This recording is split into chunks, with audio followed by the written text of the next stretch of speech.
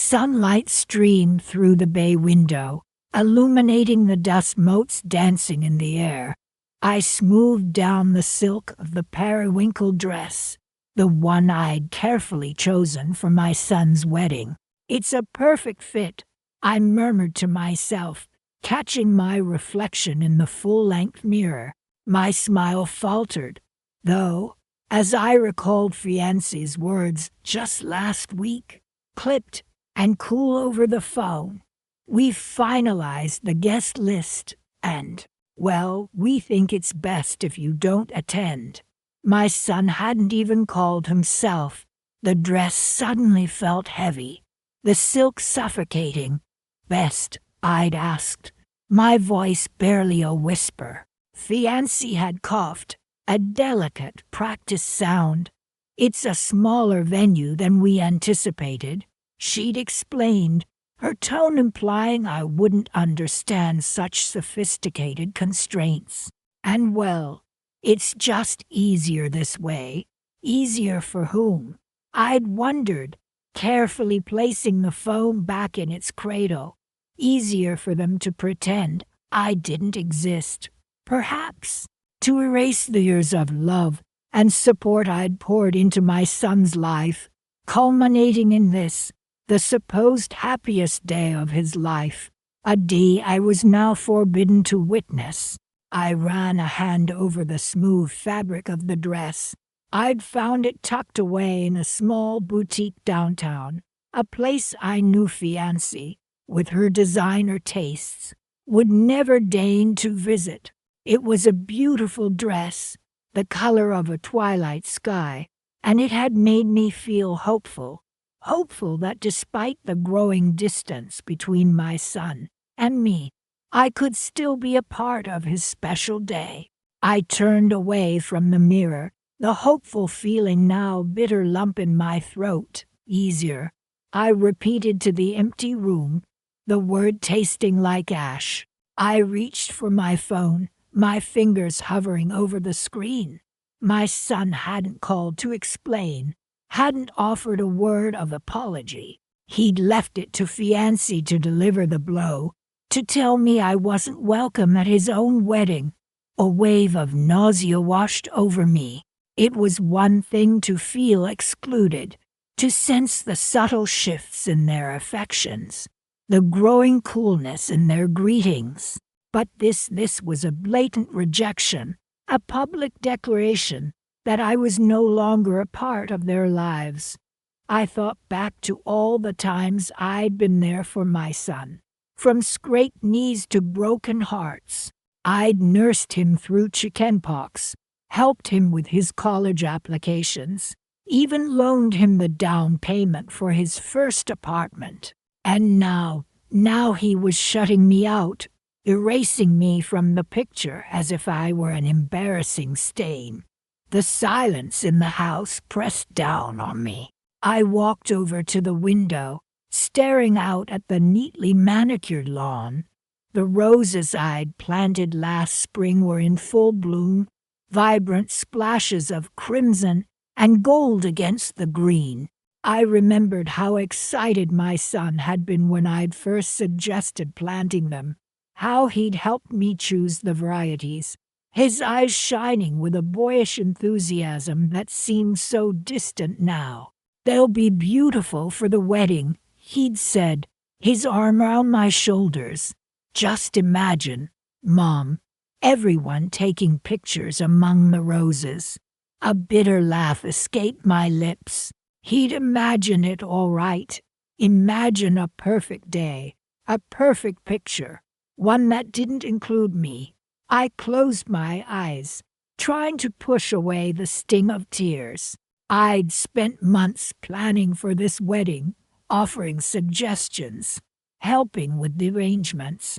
I'd even discreetly offered to cover some of the costs, knowing how stretched they were financially. "It's no problem, dear," I'd told fiancée when she'd hesitantly confessed their budget woes. "I'd be happy to contribute. Consider it a wedding gift." She'd accepted. Of course, with a grateful smile that hadn't quite reached her eyes. I'd wired the money directly to the various vendors, the caterer, the florist, the photographer. The venue itself, a picturesque vineyard nestled in the rolling hills just outside of town. It had been a considerable sum, but I hadn't hesitated. I wanted my son to have the wedding of his dreams, even if I wasn't allowed to be there to witness it.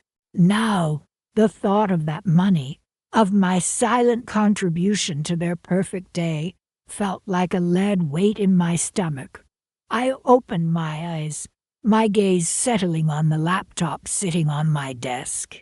An idea, a small, dangerous spark, began to flicker in my mind. I walked over to the desk, sat down, and opened the laptop. My fingers hovered over the keyboard, a strange calm settling over me. I had access to all the vendor accounts, all the payment confirmations. I could, with a few clicks of the mouse, undo everything. I could dismantle their perfect day piece by piece. I hesitated, my finger resting on the enter key. Was this truly what I wanted? To ruin my son's wedding, to inflict pain and chaos on a day that was supposed to be filled with joy. The image of fiancée's smug smile flashed through my mind, the dismissive tone of her voice echoing in my ears. "Easier this way," she'd said. And then a new kind of resolve hardened within me. Perhaps it was easier for them, but it didn't have to be. I took a deep breath and pressed the enter key. The confirmation message flashed on the screen. Payment cancelled. I did it again and again. With each click, a sense of quiet satisfaction spread through me, a cold, hard knot of something that wasn't quite joy, but wasn't quite sorrow either. It was something else entirely, something powerful, something liberating. The roses outside my window seemed to glow a little brighter, their crimson petals almost shimmering in the afternoon sun. I closed the laptop, a faint smile playing on my lips. They wanted a perfect wedding. They wanted a picture-perfect day. Well, they were going to get a picture, all right. A picture they would never forget. The plush, minimalist office of weddings by Willow felt strangely cold.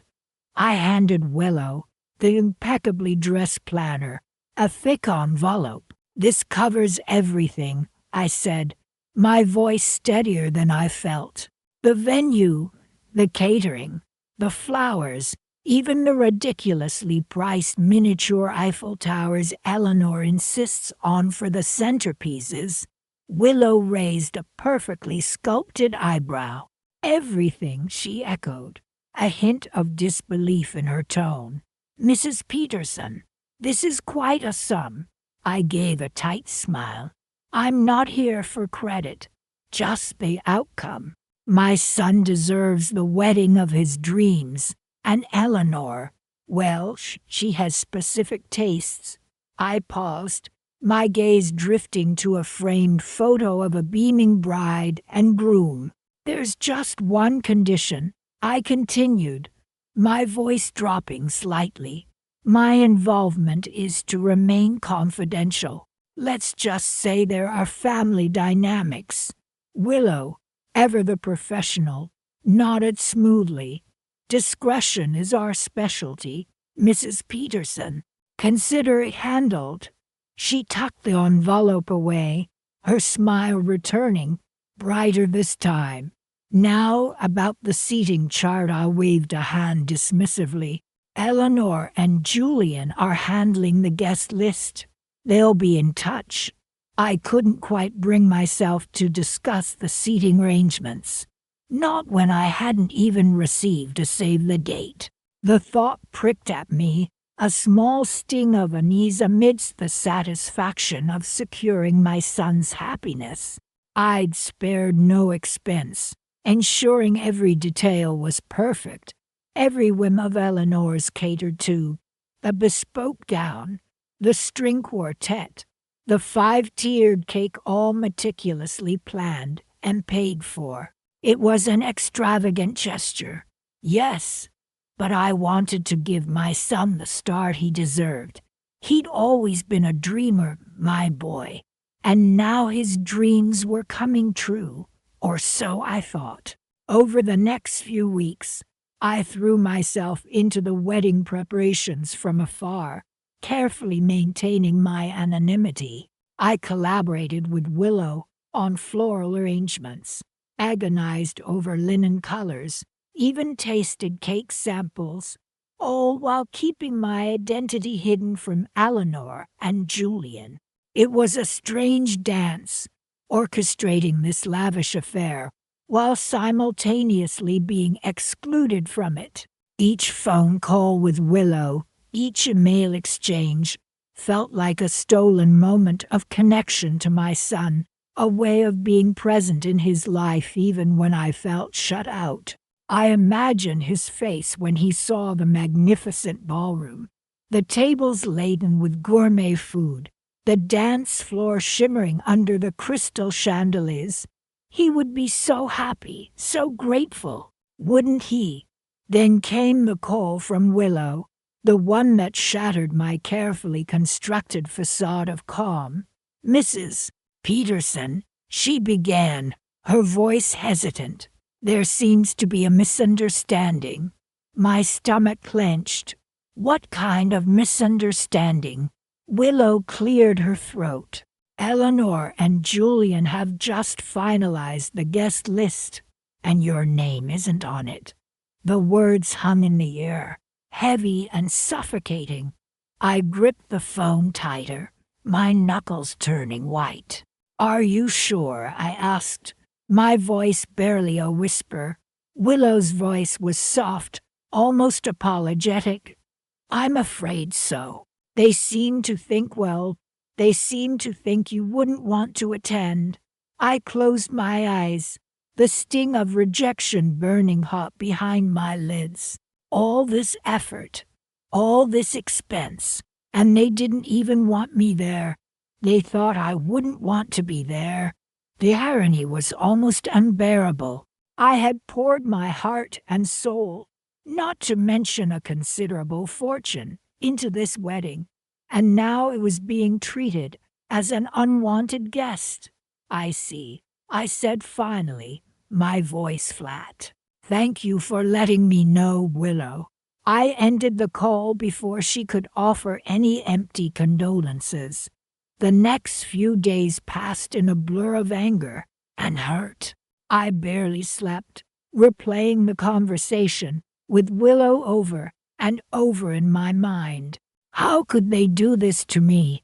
How could my own son exclude me from the most important day of his life? Then slowly the hurt began to morph into something else, something colder, harder. Resolve. They wanted to play games, fine. Two could play at this game. I called my financial advisor, a shrewd, no-nonsense woman named Miss Harding. "Miss Harding," I said, my voice calm and steady, "I need to make some changes to my accounts. Specifically, the account I've been using for wedding expenses." Ms. Harding, ever efficient, was ready with the details. "Certainly, Mrs. Peterson. Which transactions are you referring to?" I took a deep breath. "All of them," I said, a small smile playing on my lips. "I want to cancel all pending payments. Every single one." There was a brief silence on the other end of the line. Then Ms. Harding's voice tinged with surprise. "All of them, Mrs. Peterson. Are you sure?" I was very sure. "Absolutely," I replied, my voice firm. "Consider it a change of plans. The wedding was just days away. Let the games begin." I hung up the phone, a strange sense of calm washing over me. This wasn't about revenge. Not exactly. It was about reclaiming my power, reminding them, and myself, that I was not someone to be trifled with. I glanced at the calendar, a small, almost imperceptible smile playing on my lips. The countdown had begun. Rain lashed against my windshield, blurring the streetlights into hazy halos. The rhythmic swoosh of the wipers mirrored the dull ache in my chest. My own son's wedding, and I wasn't invited. I gripped the steering wheel, the leather cold beneath my fingers. I hadn't even received a formal no, just icy silence after that awkward phone call with Eleanor, Julian's fiancée. "We're finalizing the guest list," she'd said, her voice tight. "We'll be in touch." That was 3 weeks ago. The wedding was tomorrow. I pulled over, the engine sighing into silence, and let the tears finally come. How had things gotten so twisted? My late husband, John, would be heartbroken. He always cherished family above all else. We'd built our lives around our children, scrimping and saving so they could have the best. John always said, "Family is everything, Mary. Never forget that." Now here I was, alone in my car, excluded from the most important day of my son's life. I swiped at my cheeks with the back of my hand, the gesture rough and angry. This wasn't how things were supposed to be. John had always imagined our children's weddings as grand celebrations, the whole family gathered together, overflowing with joy. He'd dreamed of walking our daughter down the aisle, and now he wasn't even here to see it, or the callous way our son was treating his own mother. I remembered a conversation with John years ago, shortly after we'd started saving for the children's future weddings. "It's a nest egg for their happiness," he'd said, his eyes twinkling. "For the music, the flowers, the whole shebang. We want them to have the wedding of their dreams." He'd squeezed my hand. "Imagine, Mary, seeing our children so happy, starting their own families. The memory, once sweet, now tasted like ash in my mouth. They were having the wedding of their dreams. A lavish destination affair, all expenses paid. Expenses I was paying ironically. My son had been so tight-lipped about the details, just vague mentions of Eleanor's vision and making it unforgettable. He'd been reluctant to accept my offer of financial help, but Eleanor had quickly overridden him. "It's so generous of you, Mary," she gushed. "It'll take so much pressure off us." She'd even sent me a detailed budget, outlining the exorbitant costs. I hadn't flinched. I wanted my son to be happy. I wanted to be part of this joyous occasion. Foolishly, I thought contributing would bring us closer. Now, that budget felt like a cruel joke. Every line item, every meticulously planned expense mocked me. The 5-tiered cake, the designer gown, the string quartet all paid for by me, the absent mother. I started the car, the engine sputtering to life in the damp night. As I pulled back onto the road, I thought about the string of emails and calls I'd received over the past few months. The florist confirming the delivery of exotic orchids, the caterer discussing the 7-course menu, the hotel manager confirming the bridal suite reservation. Each interaction had been a small, sharp jab, a reminder of my exclusion. "Everything is perfectly in place, Mrs. Carter," they'd all assured me. Perfect for everyone but me. I drove aimlessly, the rain a constant companion. The city lights blurred into streaks of color. I thought about confronting my son, demanding an explanation. But what good would that do? It wouldn't change anything. It wouldn't bring back the closeness we once shared, the easy laughter, the Sunday dinners. It wouldn't erase the hurt. I glanced at the clock on the dashboard. Almost midnight. Less than 24 hours until the wedding. A strange calmness settled over me, a quiet resolve replacing the swirling emotions of earlier. I knew what I had to do. It wouldn't be a screaming match, a tearful confrontation. It would be something much more subtle, much more effective. Something John would have called a lesson learned the hard way. I pulled out my phone and opened my banking app. The numbers on the screen glowed, a stark reminder of the power I held. A small smile played on my lips. The rain continued to fall, washing away the tears, leaving behind a chilling sense of anticipation. The wedding was tomorrow, and it was going to be unforgettable, just not in the way they expected. Rain lashed against the window pane, mirroring the storm brewing inside me. Days blurred into a week, then another, and still no wedding invitation arrived. Each morning, I'd find myself hovering by the mailbox, the sliver of hope flickering within me, only to be extinguished by the sight of bills and junk mail. Perhaps it got lost in the post, I murmured to myself one dreary afternoon, the words tasting like ashes in my mouth. The thought felt hollow, a desperate attempt to cling to a shred of denial. Deep down, I knew the truth. Eleanor and Julian didn't want me at their wedding. I wandered into the living room, the grand piano gleaming under the muted light filtering through the storm clouds. My fingers danced across the keys, a melancholic melody filling the silence. Playing had always been my solace, a way to channel my emotions, and now, more than ever, I needed that escape.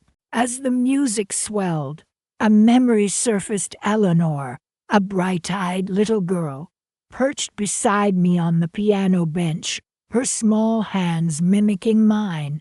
"Mommy, when I grow up, I want a wedding just like in the movies," she declared, her voice filled with childish wonder. A bittersweet ache throbbed in my chest. That little girl was gone, replaced by a woman who seemed to view me as an inconvenience, a burden. The phone rang, jarring me from my reverie. It was my sister, Clara. "Have you heard anything?" she asked, her voice laced with concern. "Nothing," I admitted, my voice barely a whisper. "Not even a save the date," she pressed. I shook my head, even though she couldn't see me. "No, nothing at all." Silence stretched between us, heavy with unspoken words. Clara sighed. "I'm so sorry," she finally said. "This is just awful." "It's fine," I lied, forcing a lightness into my tone. "Really, these things happen." But the words felt foreign, unnatural. Nothing about this felt fine. Clara, bless her heart, tried to offer words of comfort, but they bounced off me hollow and meaningless. After we hung up, I sank onto the sofa, the weight of my isolation pressing down on me.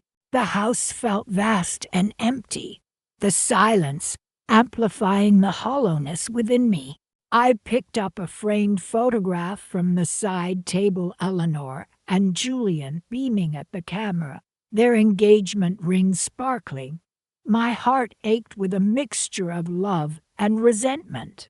How could they do this to me? I had poured my heart and soul into raising Eleanor, always putting her needs before my own.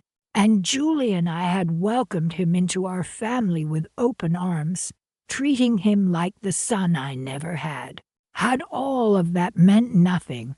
A sudden wave of nausea washed over me, and I rushed to the bathroom, barely making it to the toilet before I was violently sick. The physical discomfort was a stark reflection of the emotional turmoil raging within me. When the spasms finally subsided, I leaned against the cool tiles, my body trembling. This wasn't just about a wedding invitation anymore. This was about a fundamental betrayal, a severing of the deepest bond I knew. Later that evening, I found myself staring at the computer screen, the wedding website glowing brightly against the darkened room. I had stumbled upon it by chance, a cruel twist of fate. The website was a testament to the lavish affair Eleanor and Julian were planning a destination wedding in a picturesque vineyard, complete with a 5-course meal, a live band, and a fireworks display. My stomach churned as I scrolled through the photos, imagining the joyous celebration I wouldn't be a part of. And then I saw it, a discreet line tucked away at the bottom of the page, generously funded by a private benefactor. A bitter laugh escaped my lips. The private benefactor was me. I had discreetly transferred a substantial sum of money into Eleanor's account months ago, wanting to ensure she had the wedding of her dreams. "It's a gift, sweetheart," I had told her, downplaying the amount. "Just a little something to help with the expenses." She had hugged me tightly, her eyes sparkling with gratitude. "Thank you, Mom. This means the world to us." Now, looking at those words on the website, I felt a surge of cold fury. They had taken my generosity, my love, and thrown it back in my face. I sat there for a long time, the anger slowly giving way to a quiet resolve. I couldn't change what had happened. I couldn't force them to include me in their celebration, but I could control one thing. I reached for the phone, my fingers trembling slightly as I dialed the number for my private banker. "Hello, David," I said, my voice steady. "I need to make a few changes to my accounts. There's a certain transaction I'd like to reverse." A small, almost imperceptible smile played on my lips as I listened to David's confirmations on the other end of the line. The storm outside had subsided, the clouds parting to reveal a sliver of the moon. The rain had stopped, and a strange sense of calm settled over me. The wedding was just a few weeks away.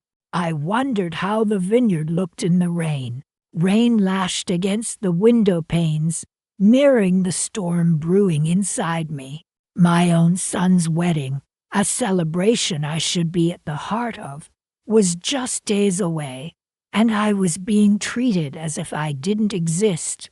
The phone rang, pulling me from my spiraling thoughts. It was Lily, my granddaughter, bubbling with excitement. "Grandma, have you seen the flowers fiancée picked? They're going to be everywhere." Her voice was a silver lining in the gray clouds of my exclusion. "They sound beautiful, sweetheart," I replied, forcing a cheerful tone. "Are they lilies? Those are your favorite." "No, silly," she giggled. "Roses. Fiancée says Julian loves them." I swallowed the lump forming in my throat. The wedding details were being discussed, shared, celebrated, and I, the groom's mother, was a ghost, an uninvited guest in my own son's life. "Grandma, you have to see the cake. It's 5 tiers tall, almost as tall as me," she continued, oblivious to the pain her innocent words inflicted.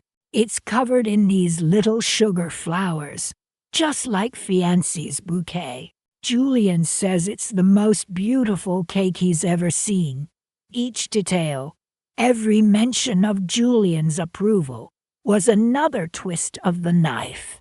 Had they completely forgotten I existed?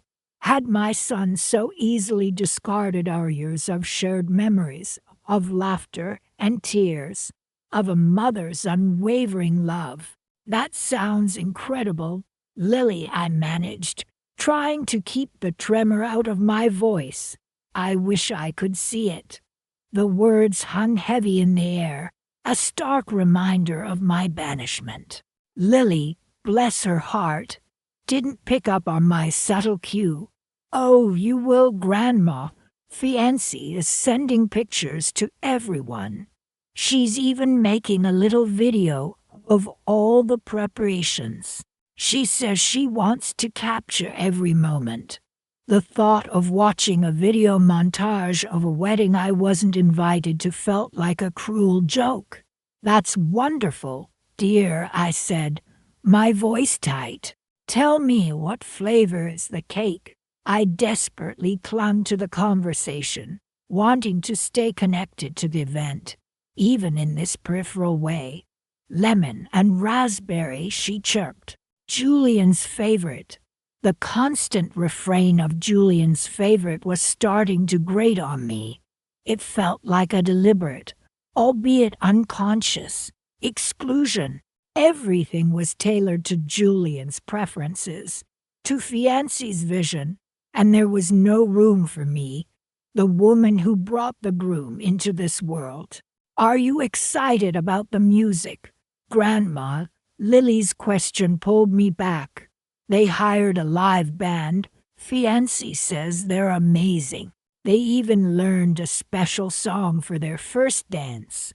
That sounds lovely, sweetheart, I replied, feeling a wave of exhaustion wash over me. The pretense of cheerfulness was becoming increasingly difficult to maintain. I wanted to scream, to rage against the injustice of it all. But I held back. Grandma, you'll be sitting at the head table. Right next to me, Lily's innocent declaration was like a punch to the gut. It was clear she had no idea I wasn't invited. The chasm between my reality and her innocent assumptions felt vast and unbridgeable. Lily, honey, I began gently, bracing myself for the conversation I'd been dreading. There seems to be a little confusion. I'm not actually going to the wedding.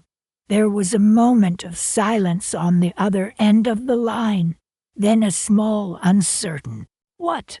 My heart ached for the confusion and hurt I was about to inflict on my granddaughter, but I knew I couldn't keep up the charade any longer. Your fiancé and Julian, they decided not to invite me. The words felt like lead in my mouth. The silence stretched, punctuated only by the rhythmic drumming of the rain against the windows. Finally, in a small, bewildered voice, Lily asked, but why? I closed my eyes, the sting of unshed tears burning behind my eyelids. I'm not entirely sure, sweetheart, I replied softly. Sometimes things happen that we don't understand. I couldn't bring myself to tell her the truth, to burden her young heart with the pettiness and cruelty that had led to this situation.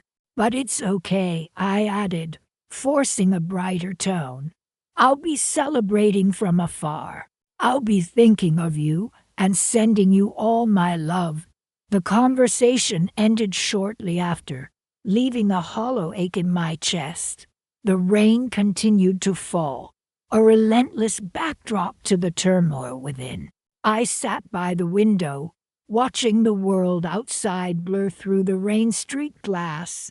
The pain of exclusion was sharp and raw, but beneath it, a new feeling began to stir, a quiet resolve, a flicker of something cold and hard. They wanted to erase me, to pretend I didn't exist. Fine. Let them have their perfect little wedding. Let them bask in the glow of their meticulously planned celebration. I had a few plans of my own. Rain lashed against the window pane, mimicking the tempest inside me. Eleanor's wedding was tomorrow. My son's wedding. A wedding I wasn't invited to. I smoothed down the silk of the dress I'd bought for the occasion, a deep, shimmering emerald green. It was beautiful, wasted. Such a shame to let it hang in the closet. I murmured to the empty room, a bitter taste rising in my throat. I ran a hand over the fabric, the smooth coolness a small comfort. I'd picked it out months ago, picturing myself standing proudly, watching my son exchange vows. Now, the thought felt like a cruel joke. At least someone will appreciate this, I said, pulling out a small, elegant hat box. Inside, nestled on tissue paper, lay a fascinator, delicate feathers curling around a sparkling brooch. It was the perfect finishing touch, and I'd been so excited to wear it. I sighed, placing it back in its box. Maybe one day I'd have another occasion. Maybe. I glanced at the clock. Nearly noon. I had a hair appointment at 1, a facial scheduled for later that afternoon. I'd booked them weeks ago, back when I was still under the illusion I'd be attending the wedding. Might as well go through with it, I muttered to myself, picking up my purse. No sense in letting those appointments go to waste. The salon was bustling with activity, brides-to-be, and their entourages filling the air with nervous chatter and excited laughter. I tried to ignore the pang of sadness that squeezed my heart. "Good afternoon, Mrs. Peterson," the stylist greeted me warmly. "Ready for your special day?" I forced a smile. "You could say that." I didn't elaborate. It wasn't her fault, and I didn't want to burden her with my family drama. As she worked her magic on my hair, transforming it into a cascade of soft curls, I found myself thinking about the wedding. What would it be like? Would Eleanor be a beautiful bride? Would my son be happy? The thought of him standing at the altar, exchanging vows with the woman he loved, without me there to witness it, was almost unbearable. After the salon, I went for my facial. The soothing aromatherapy and gentle massage did little to ease the knot in my stomach. Throughout the day, I went through the motions, pretending everything was normal. I picked up the dry cleaning, bought groceries, even managed a brief, polite conversation with my neighbor about her prize-winning roses. All the while, a quiet fury simmered beneath the surface. They thought they could exclude me, erase me from this important moment in my son's life. They thought I wouldn't notice. They were wrong. So very wrong. Back home, the silence of the house pressed in on me. I wandered from room to room, feeling lost and adrift. I went into the kitchen, absently opening and closing cupboards, as if looking for something I couldn't name. Finally, I poured myself a glass of wine, the cool liquid a small comfort against the burning in my throat. Standing by the window, watching the rain fall, I thought back to all the weddings I'd attended over the years. Friends, family, colleagues I'd always been there to celebrate their joy, to share in their special moments. Now, my own son was getting married, and I was alone. A wave of exhaustion washed over me. I sank into a chair, the glass of wine still clutched in my hand. "They'll regret this," I whispered, the words barely audible above the drumming of the rain. "They'll regret this one day." The thought, though small, offered a flicker of warmth in the cold emptiness that had settled in my chest. It wasn't much, but it was something, a spark of resolve. a promise to myself that I wouldn't let them break me. I finished my wine, then went upstairs and changed into my pajamas. I crawled into bed, but sleep wouldn't come. My mind raced, replaying the hurtful words, the dismissive glances, the casual cruelty of their exclusion. I thought about the money I'd spent on the wedding, the lavish venue, the exquisite catering, the designer gown Eleanor had chosen without even a thought of consulting me. It was a staggering amount, a sum that represented years of careful saving and investing. Money talks, I murmured into the darkness, and sometimes it screams. The thought brought a small, bitter smile to my lips. The next morning, I woke to the insistent ringing of my phone. It was the florist, his voice frantic. "Mrs. Peterson, there seems to be a problem with the payment. The credit card has been declined." I feigned surprise. Declined. "That's impossible. I'll look into it right away."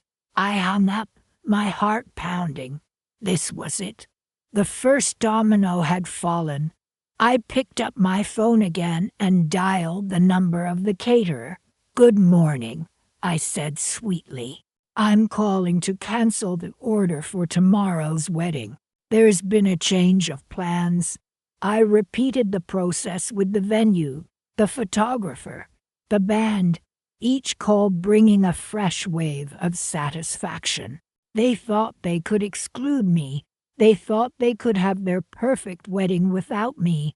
They were about to learn a very expensive lesson. I knew this wasn't the end. The real fireworks were yet to come. Rain lashed against the windows of the grand ballroom, mirroring the tempest brewing inside me.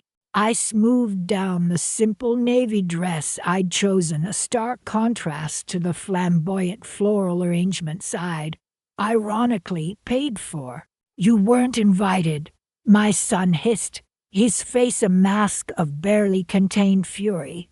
He stood, blocking the entrance like a stone sentinel, Julian hovering anxiously behind him.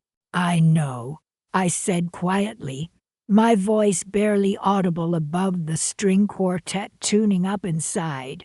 But Eleanor's florist called, and the caterer, and the photographer. My son's jaw tightened. "What are you talking about?" he demanded, his voice rising. I met his gaze steadily. "They all called to confirm their final payments," I explained, a flicker of something unreadable crossing my face. "Apparently, the credit card on file has been declined." Julian stepped forward, his usually smooth features creased with worry. "There must be some mistake," he stammered, pulling out his phone. "I'll sort it out right away." I watched as he frantically dialed a number, the color draining from his face with each unanswered ring. The music inside abruptly stopped, replaced by a rising murmur of confused chatter.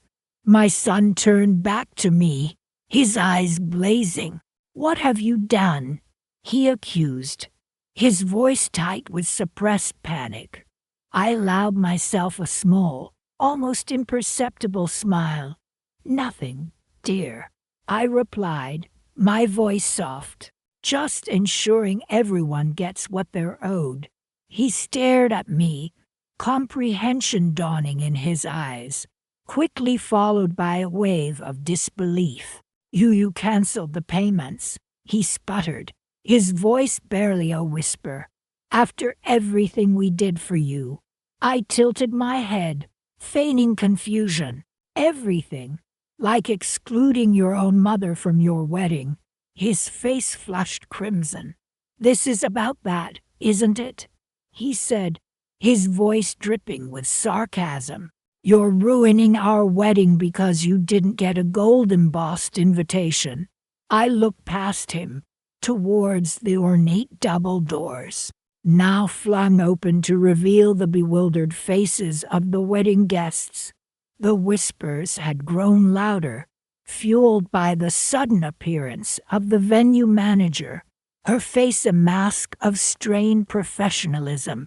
"Perhaps," I said, my voice regaining its steel, "this will teach you a valuable lesson about respect and family." Julian's panicked voice cut through the growing cacophony. "They're saying we have to pay everything up front, in cash," he said, his voice trembling.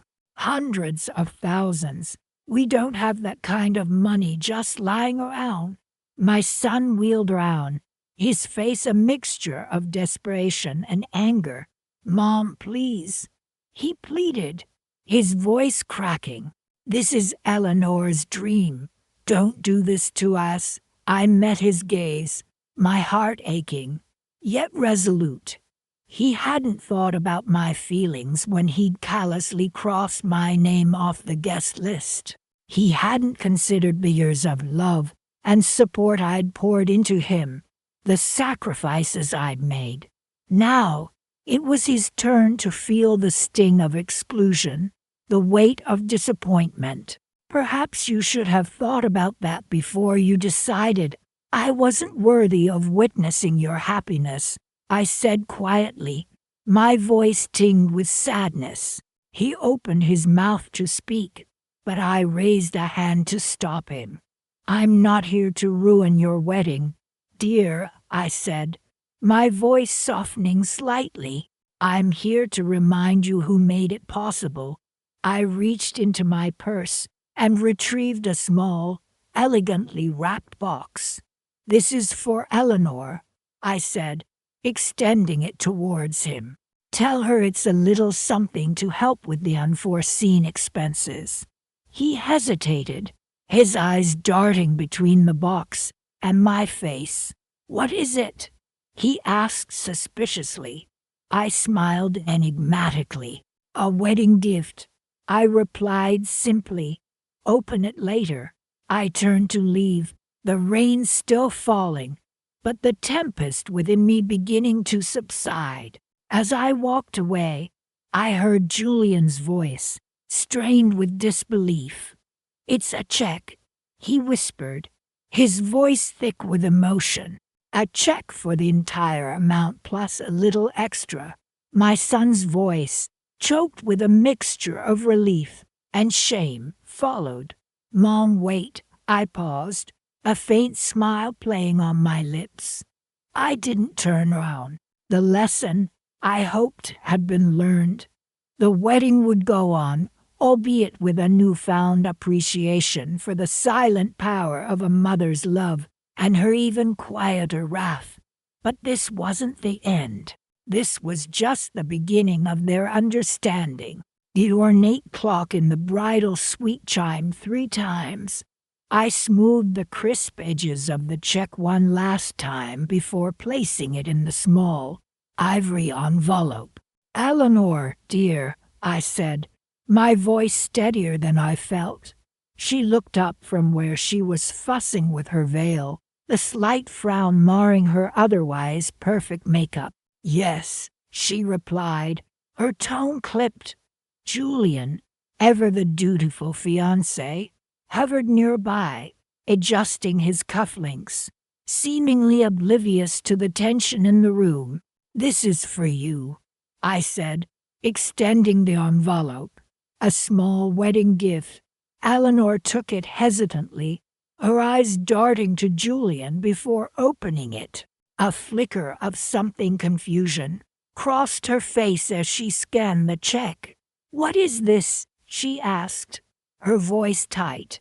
I forced a smile. "A little something to help with any last-minute expenses. Consider it my contribution to your special day." I paused, letting the words hang in the air. "This is the last thing I'll give you." Julian finally looked up, a question in his eyes.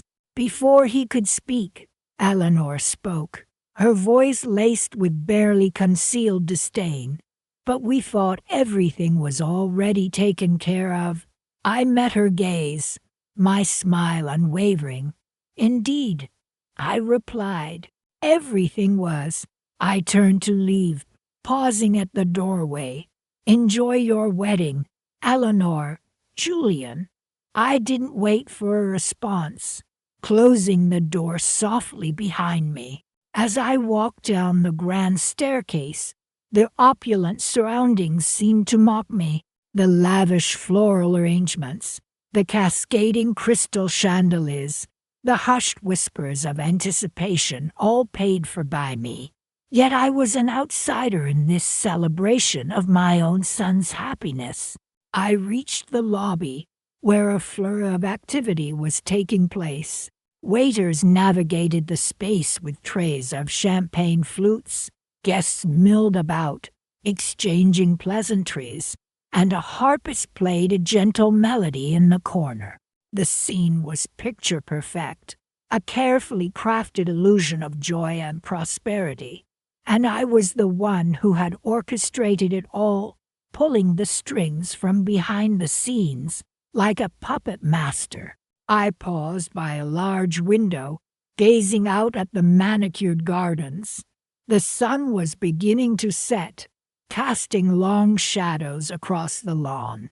A sense of calm washed over me, a strange detachment from the whirlwind of emotions that had been swirling within me for weeks.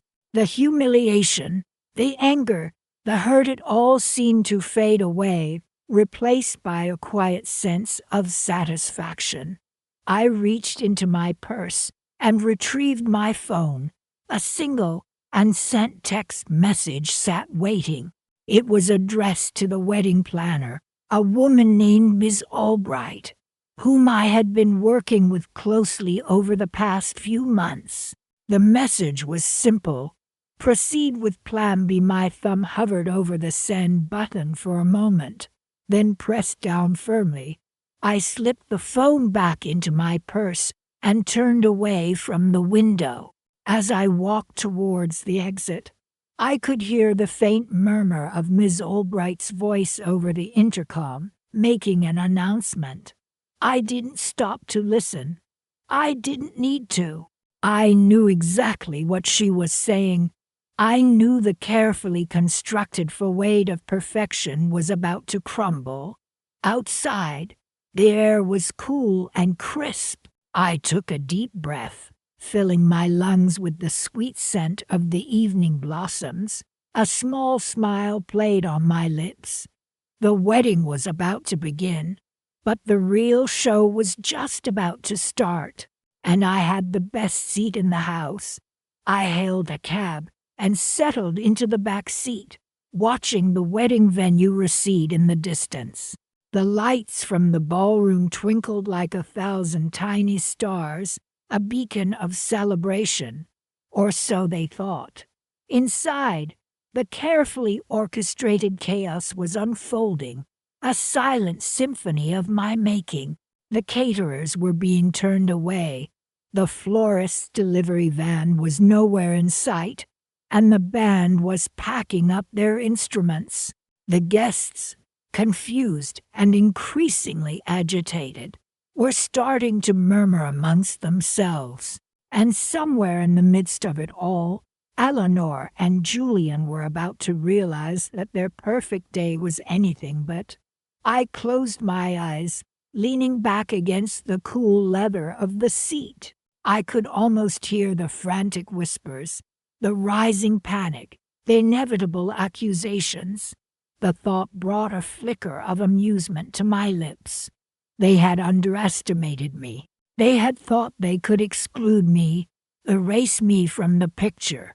They had been so wrong. The cab pulled away from the curb, merging into the flow of evening traffic. I opened my eyes and looked out the window, watching the city lights blur past. I didn't look back. There was no need. My work here was done. The seeds of discord had been sown, and now all I had to do was wait for the harvest. The image of Eleanor's bewildered face, the dawning realization of what was happening, played in my mind. It was a sight I would savor for a long time to come. The silence in the cab was broken only by the gentle hum of the engine, a soundtrack to my quiet victory. They had thought they had won. They had thought they could have their perfect day without me. They were about to learn just how wrong they were. My silence had been their undoing, and now their silence would be their punishment. Rain lashed against my windshield as I sat in the car, engine idling, phone pressed to my ear. Julian's dismissive words, "Your presence would just be awkward," echoed in my mind, each syllable a fresh sting.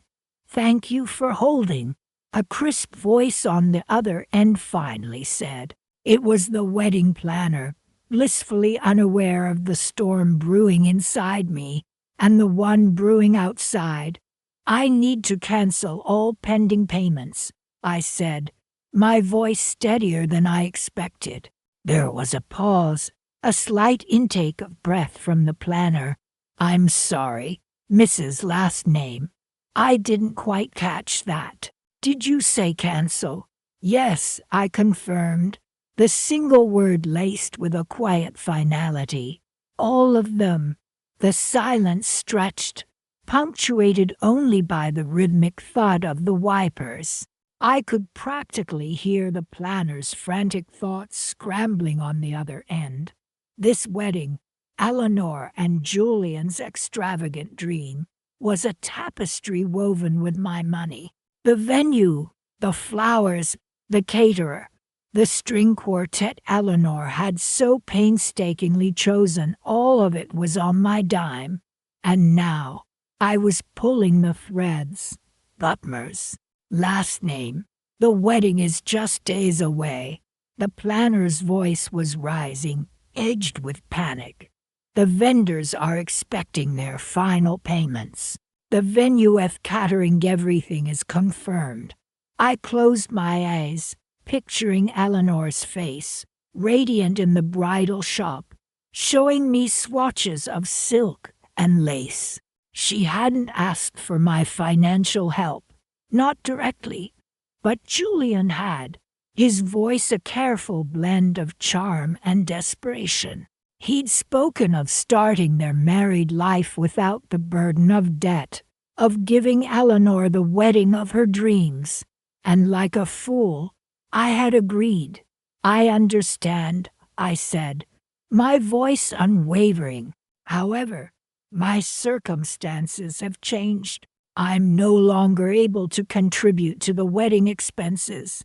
The planner sputtered, trying to reason with me to appeal to some non-existent sense of maternal obligation. She talked about contracts, about penalties, about the devastating impact this would have on Eleanor and Julian. I listened patiently, letting her words wash over me like the rain on my windshield. "I'm sorry," I repeated, my tone firm. "The decision is final. Please inform the vendors." And then I hung up. The silence in the car felt heavy, almost suffocating. I sat there for a long moment, the rain continuing its relentless assault on the glass. A strange calm had settled over me, a quiet satisfaction that had nothing to do with vengeance and everything to do with reclaiming my self-respect. I hadn't been invited to the wedding. They had deemed me unworthy of witnessing their union, of sharing in their joy. They had chosen to exclude me, to push me to the periphery of their lives. Well, now they would experience the consequences of their choices.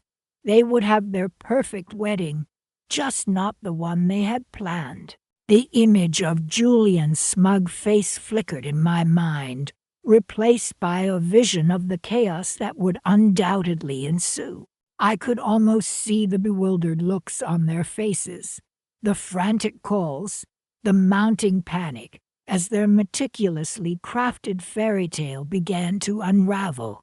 A small, almost involuntary smile played on my lips. I started the engine, the wipers swiping across the windshield, clearing my view. As I pulled away from the curb, I glanced at the reflection in the rearview mirror. The woman staring back at me was not the heartbroken mother they thought they had dismissed. She was something else entirely. Something stronger, something more resolute. She was a woman who had learned a valuable lesson. Never underestimate the quiet power of a mother's love, or the sting of her disappointment. The road ahead was uncertain, but I knew one thing for sure. I would be just fine. They, on the other hand, were about to have a very interesting wedding day. I wondered how Julian would explain this to his bride-to-be. I wondered how Eleanor would react when she realized the true cost of their exclusion. I wondered, with a flicker of anticipation, what the next phone call would bring. The leather of the steering wheel felt cool beneath my fingers. I took a deep breath, the crisp autumn air filling my lungs, and dialed the wedding planner's number. It rang twice before a breathless voice answered. "Hello, this is Celeste. Weddings by Celeste." "Celeste," I said, my voice steady. "This is Eleanor's mother. I'm calling to confirm a few details regarding the payments for, well, everything."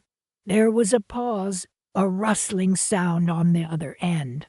"Of course, Mrs. Eleanor's mother last name," Celeste said, a slight tremor in her usually polished tone. "Everything is proceeding as planned. The florist just delivered the centerpieces. They're simply divine. And the caterer," I cut her off gently. "Celeste, I need to be absolutely clear. The bank is reversing all future payments."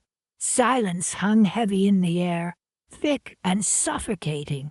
I could almost hear the blood draining from Celeste's face. Finally, in a small, choked voice, she asked, "To beg your pardon, the bank is reversing all future payments." I repeated, each word precise and deliberate, effective immediately. This time the silence stretched even longer. I imagined Celeste frantically flipping through her meticulously organized binder, her carefully crafted schedule crumbling before her eyes. But the wedding is tomorrow," she finally sputtered. "Yes, I'm aware," I replied calmly. "I'm so sorry for any inconvenience this may cause." "Inconvenience?" Celeste's voice rose, shrill and panicked. "The venue, the caterer, the florist, the band are all expecting final payments. They won't deliver their services without it." I closed my eyes for a moment, a flicker of something I wouldn't quite call guilt pricking at me. But then I remembered Eleanor's icy voice, her dismissive words, when she told me I wasn't invited to her wedding. "Well, Celeste," I said, my voice regaining its steel, "perhaps you should have considered that before agreeing to such extravagant arrangements." I heard Celeste take a sharp intake of breath. "Mrs. Eleanor's mother last name," she pleaded. "Please, you have to reconsider. This will ruin everything, ruin everything." I echoed, a dry laugh escaping my lips. "My daughter and Julian ruined everything when they decided I wasn't worthy of being at their wedding. They decided to exclude me, their own family, from their special day." My voice cracked slightly, but I pushed the emotion down. "This," I said, my voice regaining its composure, "is simply the consequence of their actions." Celeste began to babble about contractual obligations, legal ramifications, and the devastating impact this would have on Eleanor and Julian. I listened patiently, letting her words wash over me. When she finally paused for breath, I spoke. "Celeste, You're a professional. I'm sure you'll find a way to mitigate the damages. I ended the call before she could respond, the dial tone a sharp, clean sound in the sudden quiet of the car. I leaned back against the headrest, a wave of exhaustion washing over me. The fight had gone out of me. I had done what I set out to do. I had made them pay. I pictured the chaos that would undoubtedly ensue, the frantic phone calls, the desperate negotiations, the mounting panic. A small, bitter smile played on my lips. They wanted a perfect wedding. They wanted a fairy tale. Well, now they were going to get a different kind of story altogether. I started the car. The engine burned to life. As I pulled away from the curb, I glanced at the reflection of myself in the rearview mirror. My face looked pale, my eyes shadowed with fatigue. But beneath the weariness, I saw something else, a flicker of resolve, a hint of steel. I may have lost my place at their wedding, but I had regained something more important, my self-respect, and the knowledge that sometimes silence can be the loudest form of revenge. I had one more call to make, one more person who needed to know the truth about this perfect little wedding. The hum of the engine was a steady rhythm against the quiet of the evening as I pulled away from the curb. My phone vibrated in my purse, another frantic call from Eleanor, no doubt. I let it go to voicemail. "Mom, please. I don't understand what's happening. The florist just called and said the payment bounced, and the caterer is threatening to leave." Her voice wailed in the brief preview that flashed across my screen. A small, tight smile touched my lips. I pictured the chaos unfolding at the exclusive vineyard wedding Julian had insisted upon. A wedding I was supposed to have no part in. A wedding I was specifically told not to attend. A wedding, might I add, that I was entirely funding. "So sorry, Eleanor, darling," I murmured to myself, mimicking her saccharine tone from our last conversation. "We simply can't make it." The irony wasn't lost on me. Just a few weeks ago, Eleanor and Julian had sat in my living room, their faces glowing with the excitement of their impending nuptials. "Mom," Eleanor had began, her hand clasped tightly in Julian's, "we've decided to have a small, intimate ceremony. Just close family and friends." Julian had chimed in. "We want it to be really special. You know, a celebration of our love." They hadn't mentioned, of course, that close family didn't include me. The official exclusion came a week later, delivered via a stiffly worded email, citing limited capacity at the venue. "We'll send you pictures," Eleanor had added, as if that would somehow make up for their blatant disregard. "Pictures won't capture the real drama unfolding right now," I thought, turning up the radio to drown out the persistent buzzing of my phone. The news was reporting a local heat wave, perfect weather for an outdoor wedding tumult down. I imagined the guests, dressed in their finest, fanning themselves with their programs as the temperature soared. The promised champagne nowhere in sight. The image of Julian's perfectly coiffed hair wilting in the heat brought a flicker of amusement to my face. He'd always been so meticulous about his appearance, so concerned with projecting an image of success. Today, that image was crumbling, along with the meticulously planned wedding cake that was likely melting under the scorching sun. I glanced in the rear-view mirror. My reflection stared back, a calm, almost serene expression on my face. This wasn't about revenge. Not really. It was about reclaiming my power, about reminding them that their carefully constructed fairy tale wouldn't exist without my contribution. They'd underestimated me, dismissed me as a sentimental old woman easily brushed aside. They'd assumed I would simply hand over my hard-earned money without question, without expecting a seat at the table.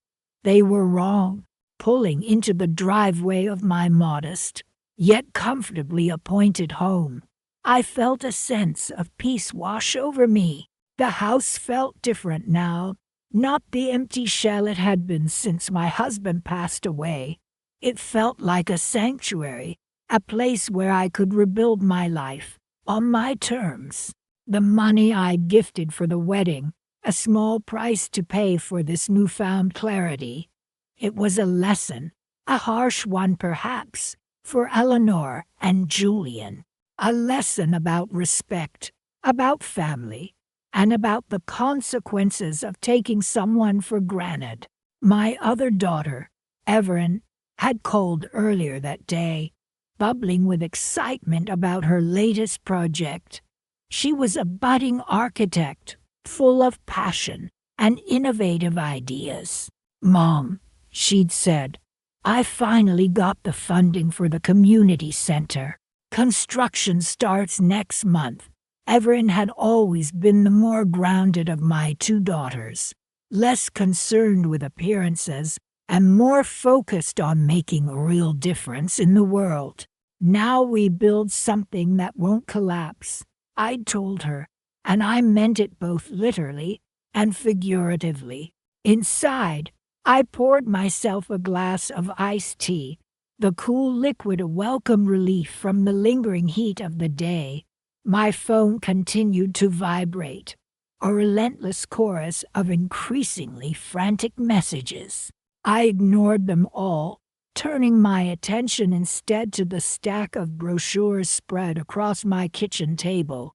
Travel brochures, Italy, Greece, the Galapagos Islands, places I'd always dreamed of visiting, places I could now explore, without the burden of wedding expenses draining my resources. I picked up the brochure for a Tuscan villa, the image of rolling hills and sun-drenched vineyards, a stark contrast to the chaotic scene I imagined unfolding at Eleanor's vineyard wedding. A small smile played on my lips.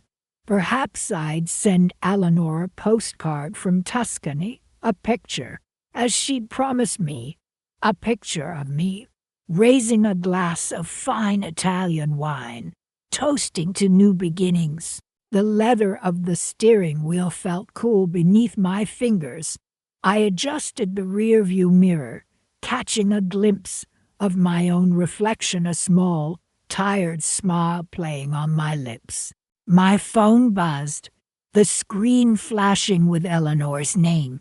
"Grandma," she chirped, her voice breathless. "Are you there?" "Of course, darling," I replied, my voice calm, betraying none of the anticipation simmering beneath the surface. "How is everything? Is the wedding starting soon?" There was a pause, filled with a strange rustling sound. "Grandma," Eleanor said again, her voice now laced with a distinct tremor. "Oh my God, the planner just told them." My heart skipped a beat, but I kept my voice even. "Told them what, sweetheart?" I asked, feigning ignorance. "About the payments," she whispered, the words tumbling out in a rush. They stopped. "All of them." I closed my eyes for a moment, picturing the scene. The opulent ballroom, decked out in the ridiculous shade of blush pink fiancée had insisted upon. The towering floral arrangements, the cascading champagne fountain, the 5-tiered cake, all symbols of the extravagance I had, until recently, been more than happy to fund. Fiancée and my son, so blinded by their own desires, hadn't even considered the source of their good fortune. They'd assumed, perhaps, that money grew on trees, or that their own limited resources were magically multiplying. They certainly hadn't imagined that the woman they'd so casually dismissed, the woman they hadn't even bothered to invite to their wedding, was the one holding the purse strings. "What's happening?" I asked Eleanor, my voice soft, almost maternal. It's chaos," she stammered. "The florist is saying they're going to take the flowers back. The caterers are packing up the food. The band they've just left. Julian's yelling at the wedding planner, and fiancée, oh grandma, she's crying." A pang of something guilt, maybe, flickered within me, but it was quickly extinguished by the memory of fiancée's condescending tone, the way she had looked down her nose at me, the casual cruelty of her words. "We're trying to keep it intimate, you see. Smaller is better. Intimate. Smaller. Code for you're not invited." "Is your father there?" I asked, steering the conversation back to the present. "Yes," Eleanor replied, her voice small. "He looks lost." I could picture him, my son, caught in the crossfire, his perfect day crumbling around him. He'd always been a bit naive, a bit too trusting. He'd fallen head over heels for fiancée and, in his infatuation, had allowed himself to be swayed by her whims, her prejudices. He'd forgotten, or perhaps he'd never truly understood, the sacrifices I had made for him, the unwavering support I had always provided. "And what about the guests?" I inquired, pressing for more details, wanting to paint a complete picture in my mind. "They're all just standing around," Eleanor said, her voice rising in pitch, whispering, "Some of them are leaving. It's a disaster. Grandma, a disaster. Precisely.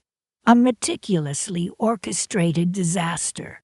I had called the bank that morning, instructed them to freeze the accounts I had set up specifically for the wedding expenses. Every single payment, from the venue rental to the miniature personalized champagne bottles they'd planned as party favors, had been routed through those accounts. And now, like a dam bursting, the flow of money had ceased, leaving behind a chaotic, expensive mess. "Oh dear," I said, injecting a note of concern into my voice. "That sounds unfortunate." "Unfortunate," Eleanor practically shrieked. "Grandma, it's a nightmare. It's completely ruined." I allowed myself a small, private smile. "Ruined? Yes, perhaps, but not entirely.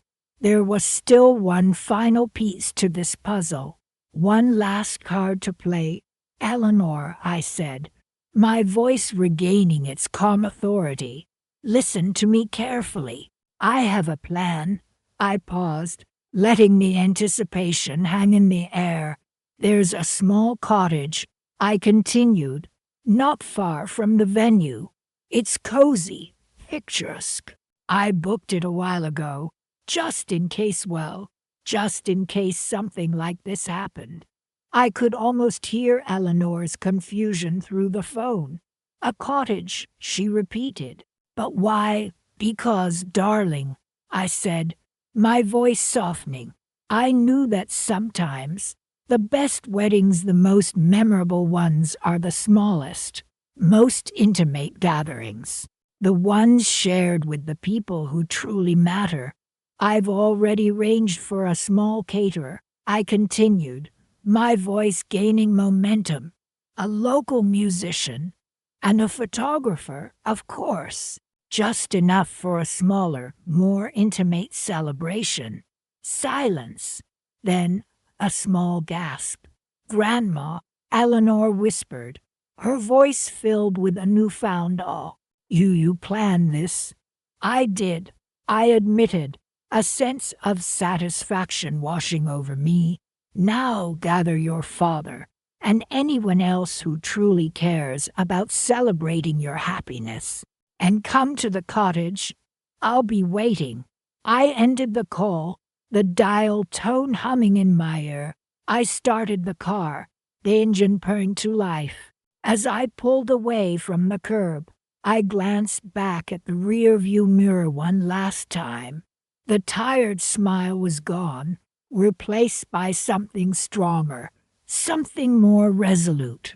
It wasn't exactly happiness, not yet, but it was the beginning of something new, a fresh start, a chance, perhaps, to rebuild what had been broken, and to finally, quietly, enjoy the celebration I deserved.